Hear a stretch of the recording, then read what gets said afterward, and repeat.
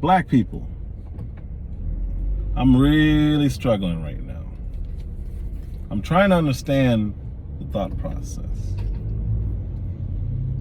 Kamala Harris went on the Breakfast Club and bragged about her record locking people up, even though it was almost exclusively black people, minorities who were being locked up for the charges that they were being locked up for, mainly weed. About representing the people. Mm-hmm.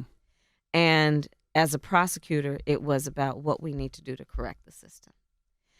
And I stand by that record. But I am absolutely in favor of legalizing marijuana. We've got to do it. We have incarcerated so many, in particular young men and young men of color, in a way that we have not for the same level of use other young men. Mm-hmm.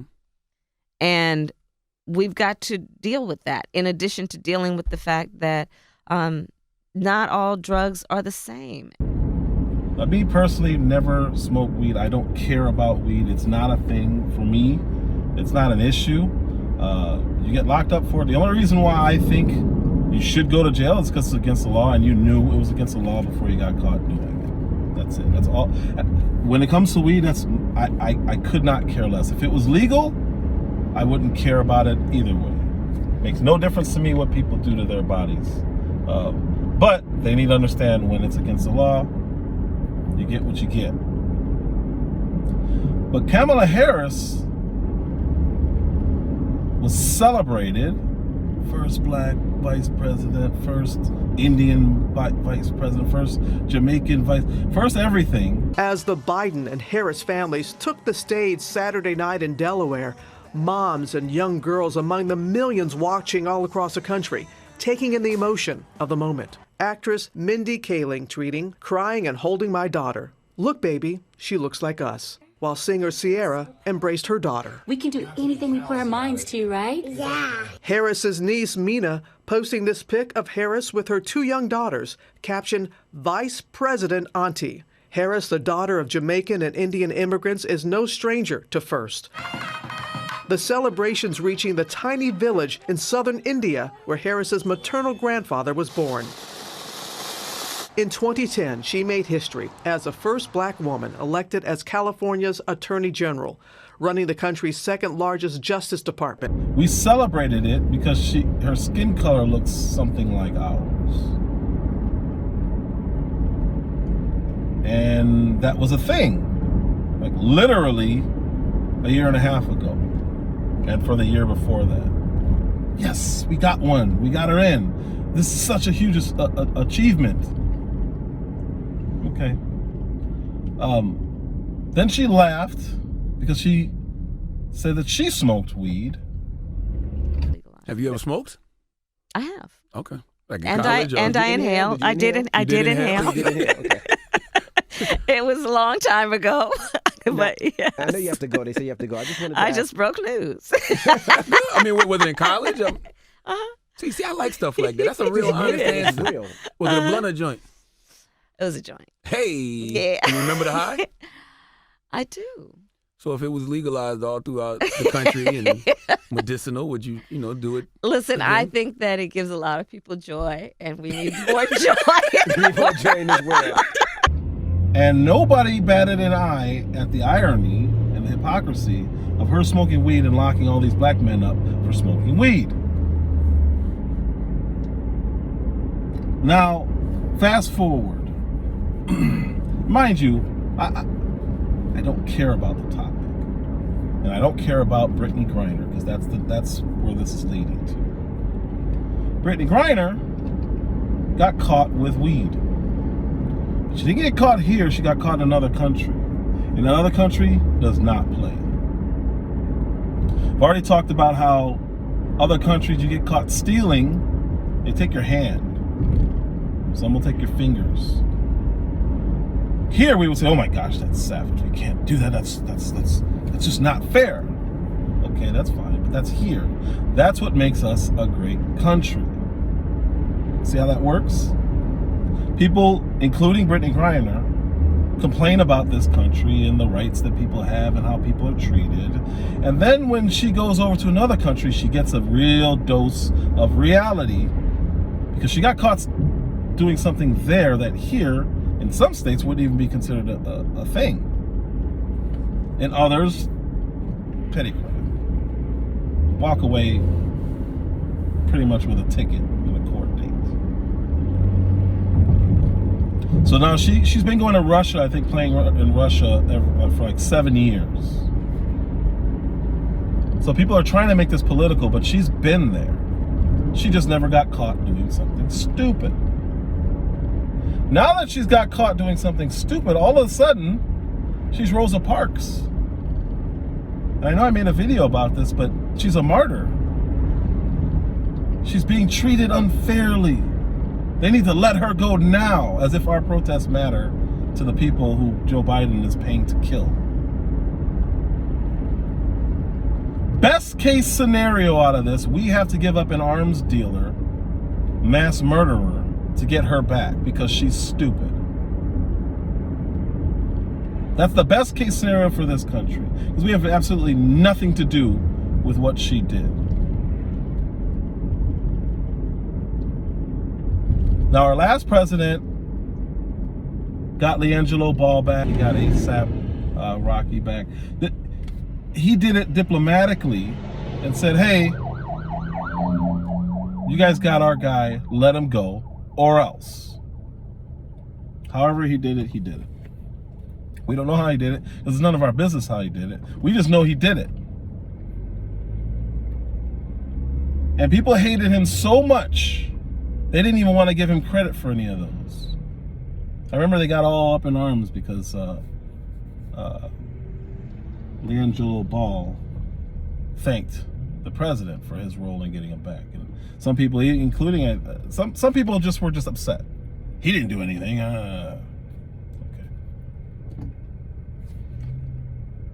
Now we have somebody who did do something wrong, because those kids did something wrong too. I think LiAngelo stole some stuff, and that's a big deal where he was, but we got him back, no problem, cool. Brittney Griner did something, and we don't have a president who can do that. So instead of calling on the president that we have, they're calling on Russia as if Russia cares. And it's three groups as far as I can tell. It is politicians who love to politicize and go to war and hate Russia. We now consider Brittney Griner to be a case of wrongful detention. Griner currently plays for the Phoenix Mercury, but stood to earn much more playing overseas. It's the media who are they may as well be the same thing. They may as well be the politicians, because they're promoting war with Russia. It's been 153 nights now that BG has been wrongfully detained thousands of miles away from home, away from her family, away from her friends, away from her team. On July 7th, the two-time gold medalist pled guilty to the drug charges and faces up to 10 years in Russian prison. However, Russia is reportedly willing to release her in exchange for the convicted Russian arms dealer known as the Merchant of Death. Fine, we get it. You guys don't like Russia. That's your scapegoat for everything. And then finally, it's the LGBTQA LMNOP movement, the Alphabet Mafia, who appears to be stronger than everybody. So listen, she's got identities. She's queer. She's a basketball player. You know, she has all these identities that go along the cultural fault lines in this country. Griner's coach said if this was LeBron, she would be home, right? It's a statement about the value of women. It's a statement about a black person, a statement about the value of a gay person. All of those things we know is true. Do you see this as a double standard? This is a president who has put all of the things that you just laid out, the LGBTQ community, women, people of color. He has fought for those communities throughout his career, and you have seen that in policies that he has put forward. Because once they get behind a cause, it gets international attention. National for the people here, I guess that's good. Internationally, we just get more hate. Because these narcissists don't understand the position that they're in. It's very unique and very privileged. But they also think that they're important enough to tell the Russian government, give her back. And I believe that they think that that's putting pressure on Russia. Not the fact that we're sending billions of dollars over there to kill Russians and try to kill Vladimir Putin. That's not putting pressure on Russia. Hollywood idiots and WNBA stars, they think they're putting pressure on by saying, hey, you let her go. You're wrongfully detaining her. Now she's wrongfully convicted because she just got 9 years for doing something she shouldn't have been doing. And it's illegal there. But the narcissists still think about things from perspective of here. She's not here. She was there, making $250,000 a year to play basketball. That doesn't mean you can break laws. But I'm really concerned with my people now standing up for her because the alphabet mafia has convinced them somehow that she's more valuable than all the black men in prison in California that Kamala Harris locked up and laughed about. So we're still praising Kamala, but Russia is the bad guy. That's what we're doing. That's what we're doing here. Kamala, hero. Russia, oh, bad.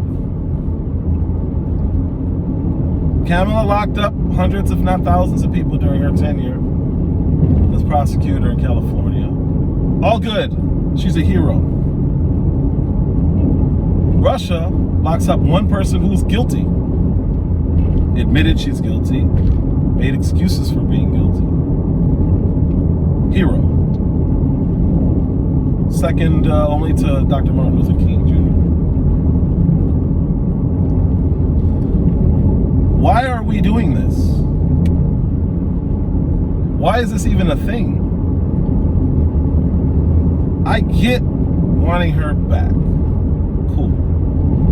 Does anyone know the guy's name who has been there already for, I think, 6 years or 4 or 6 years? And he didn't do anything illegal? He's an actual political prisoner?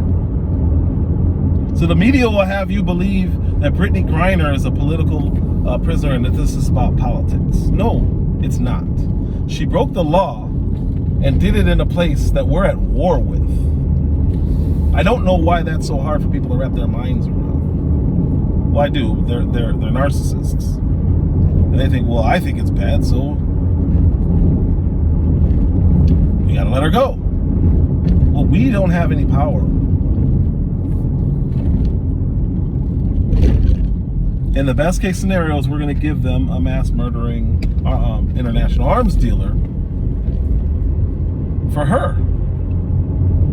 And I just don't understand why we're so eager to do that.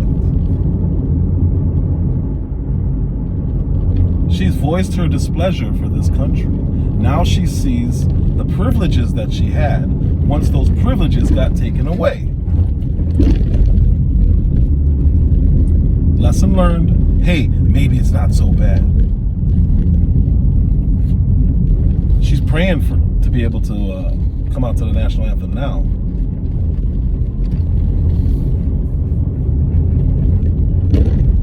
Why are my people calling for her release as if we're an authority? When we actually were an authority during the election, we voted for a person who locked up black men for a living and bragged about it and laughed about it for the same thing we're calling this woman a hero for. Why are we allowing ourselves to be swayed like this? Do we not have the ability to like discern what's going on here? No. Yes, maybe so. This is not about Russia being the bad guy. There's a whole TV show dedicated to getting locked up overseas. And for some reason, we're saying this person is more important than all those other people. She's more important. Why? What makes her more important? You think she's better than you? I don't think she's better than me.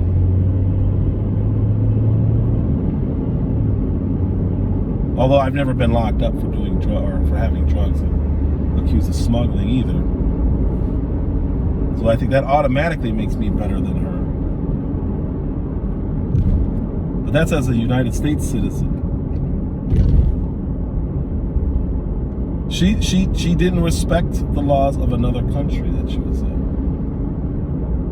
And this is where we stand. Now her people, her friends, her wife, they're all begging for who?